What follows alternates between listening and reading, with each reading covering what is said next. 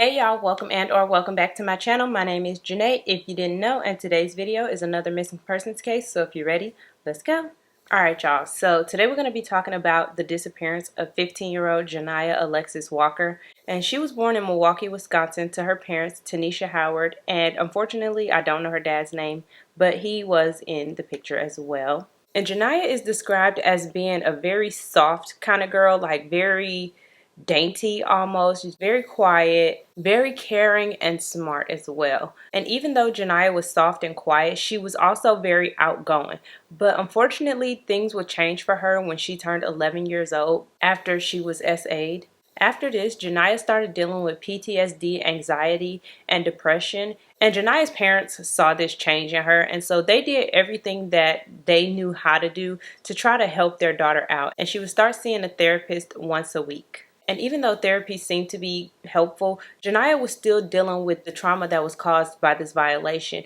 And she tried so hard to work through it, but it was tough. And her family tried their very best. Not just her mom and dad, but her sisters as well. Her family wanted her to know that she was supported in every way. But Joniah would end up going missing on June 23rd, 2022. And that day pretty much started off as normal. It was the summertime, so Joniah was staying at home while her mom went off to work. And as the day progresses, Tanisha is at work and she gets a call from Joniah. And she's asking her mom about a package, but Tanisha don't know what Joniah is talking about. So she pretty much just tells her, listen, you didn't get a package. I didn't see nothing for you.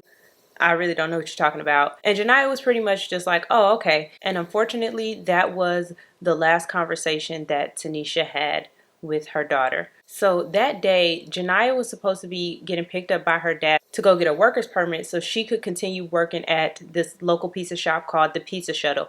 And I don't know what it's like where everybody else lives, but in Milwaukee, when you're 15 years old, you can get a job, but you need a work permit, basically permission by the state and by your parents saying that yes, you are able to work. So that's what she was supposed to be doing with her dad that day so that she could continue working. But when her dad arrived to the apartment to pick Joniah up, he was calling her and calling her and calling her, but she wasn't answering the phone. And so he ended up calling Tanisha and told Tanisha that Joniah wasn't picking up the phone. It's the summertime. Maybe she slept in like extra late or something like that. But nonetheless, he couldn't get in contact with Joniah, so he called Tanisha. And so Tanisha tried to get in contact with Joniah, but when she couldn't reach her either, she just felt like something was wrong because this wasn't like her daughter at all. So Tanisha left work and went home. And when she got there, she realized that Joniah wasn't in the apartment. And so she ended up searching the whole apartment complex. She went down to the aerobics room where Joniah would sometimes go to work out.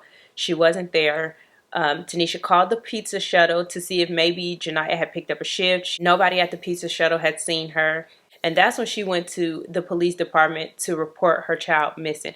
And right away, the Milwaukee Police Department was on some bullshit because she walked in there. Tanisha walked into the police station to report her 15-year-old child missing. And somebody in that station told her her daughter was not a child. She's a teenager. They immediately assumed that because of her age, she was a runaway. And I don't care. I will say it and I will scream it every single time. I do not care if a child makes running away their career choice. Until they are 18 years old, find that baby. I don't care. I don't care. I don't care. They can run away a million times and a million times more. Put in the work to find that child. Put in the work to find that baby. Like... Ugh. So obviously seeing that they wasn't going to get much help from MPD, Tanisha and Janiah's dad did what the police should have done. And they talked to the property manager at the apartment complex to see if they could get any video footage of anything of Joniah that day.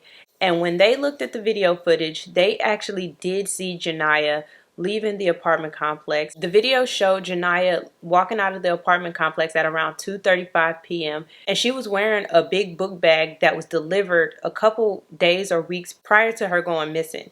And so it was at this point where Tanisha and Joniah's dad realized that their baby did run away. But that didn't mean that they wasn't going to keep looking for her, though. That didn't mean that the Milwaukee Police Department should not be looking for her, though. So they ended up going back to the police station and asking could they track Joniah's phone. Could they see if they could ping her, pin her, just see the steps that she had taken, right? But unfortunately, they told them that they needed a search warrant to do something like that. But Janiah's dad, he was the one who bought the phone, and he was like, listen, I don't care what y'all do to that phone. I'm giving you permission to search, to look through, to do whatever it is that you need to do. And eventually they were able to get the police to pull up Janiah's phone records. And it shows that the last call made from Janiah's phone was to her therapist. And immediately after that, the phone was powered off. So unfortunately, since the phone was powered off, they wouldn't be able to trace his steps or track it. But they did know that Joniah had called her therapist. And I don't know if the police ever got in contact with Joniah's therapist to see what that conversation was about. But I would imagine that the therapist would be able to divulge that information and not be breaching any confidentiality laws, seeing as how she's a missing child, right? But I don't know. Anyways, Tanisha tried to explain to the police that Janiah has suffered from a history of PTSD, depression, and that she had previously had thoughts of exiting this world voluntarily. Like, she had those thoughts, and so she felt like they should classify her as a critically missing child because of these things, but they didn't. And I don't understand why. Because yes, she did run away, but she's a child. And because they wouldn't classify Joniah as a critically missing child, there was barely any media coverage. There was no search team put together by the Milwaukee Police Department.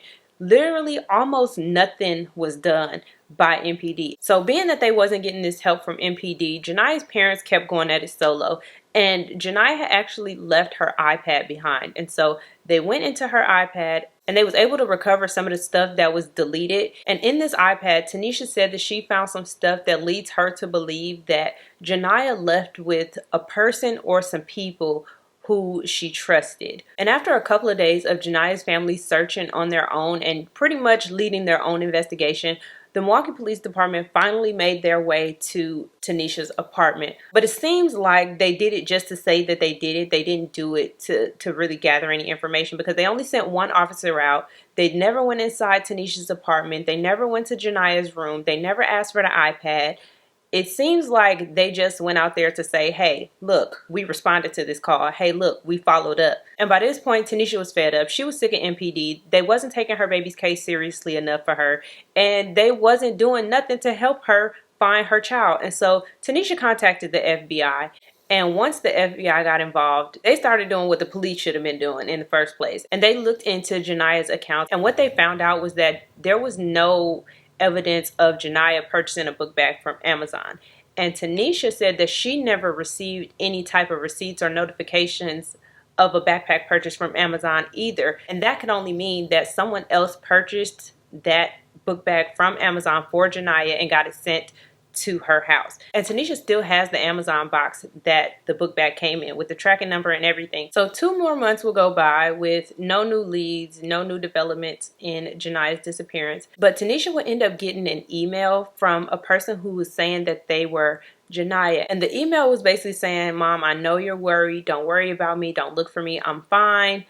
And Tanisha wholeheartedly believes that this was her daughter in that email, because this person talked about some things that she felt like only Janiah would know. And so she wholeheartedly believed that that was her daughter. And she immediately took this to the police and said, hey, I got this email. They're saying that they're my daughter. I believe that this is my daughter. Can you please trace this email? Can you please help me? And they pretty much told her, no, it don't work like that. Now, granted, it might not work like that where you could just bring the computer in, look at the email address, and trace it. Probably not. But did they even take down the email address? Did they even say, hey, let me send out an investigator to see the IP address? I don't know. I feel like there was, the fact that they didn't even try and was just like, no, it don't work like that. It's giving y'all don't want to find this baby. And unfortunately, whoever sent the email deleted the email account. So now there's absolutely no chance of tracing the IP address at all. And I feel like if they would have just went into the email and wrote down the IP address, could they still trace it that way even if it was gone? Like, I don't know. I just feel like something else could have been done. And it wouldn't be until Tanisha got in contact with NCMEC, which is the National Center for Missing and Exploited Children, that Janiah's disappearance got taken more seriously. It took for NCMEC and the Black and Missing Foundation for Janiah's case to be broadcast the way it should be broadcast. And even still, it's not as big as it should be, in my opinion. And it's so crazy because her name is Joniah Alexis Walker. And if you're from Milwaukee, everybody knows who Alexis Patterson is. And Janiah was named for Alexis Patterson. We all still want to know what happened to Alexis, just like we want to know what happened to Janiah. She should not be in this world alone, or with whoever it is that she's with, because we don't know who she with. She's not with the people who love her and care about her the most. I can tell you that much, because they at home worried about her right now. And the fact that Milwaukee Police Department literally did nothing, pretty much, to help this family find their baby. Like, oh my God, y'all, I'm getting so mad. So Janiah is described as a black female with a light complexion. She is 5'3", 110 pounds. She has black shoulder-length hair with brown eyes. And she was last seen wearing an olive green Adidas graphic t-shirt, blue jeans, and she was carrying a large olive green hiking backpack. If you have any information on the whereabouts of Janiah Walker, please contact your local authorities, or you can call 1-800-THE-LOST. And if you must and you don't have another choice, you can contact the Milwaukee Police Department at 414-933-4444. But yeah, y'all, that is all I have for today's video. Thank you all so very much for watching, and I will see you all in the next one.